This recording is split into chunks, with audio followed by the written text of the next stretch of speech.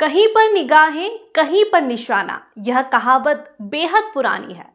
इतिहास में कई बार इसका इस्तेमाल प्यार और धोखा के लिए किया गया है।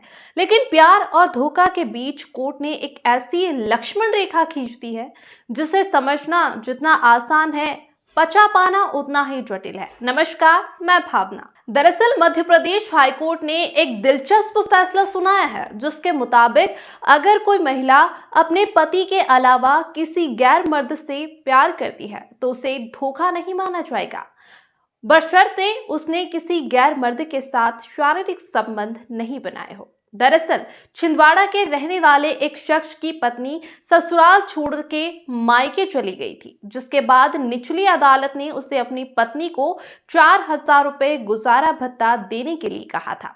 पति ने फैमिली कोर्ट के आदेश के खिलाफ हाईकोर्ट का दरवाजा खटखटाया था और रिव्यू पिटीशन दायर की थी।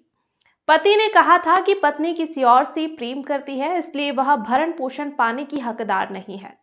पिता द्वारा संपत्ति से बेदखल करने और कम मासिक आय की नौकरी का हवाला देकर मध्य प्रदेश हाईकोर्ट में याचिका दाखिल की थी। याचिका में पति ने ससुराल छोड़कर मायके जाने और दूसरे पुरुष से बात किए जाने को आधार बनाकर कहा था कि उसकी पत्नी गुजारा भत्ता पाने की हकदार नहीं है। सुनवाई में दोनों पक्षों की दलीलें सुनने के बाद हाईकोर्ट ने कहा, अगर पत्नी अपने पति के अलावा किसी और व्यक्ति के प्रति प्यार और स्नेह रखती है लेकिन कभी शारीरिक संबंध नहीं बनाए है तो यह साबित नहीं करता कि महिला व्यभिचार में रह रही है।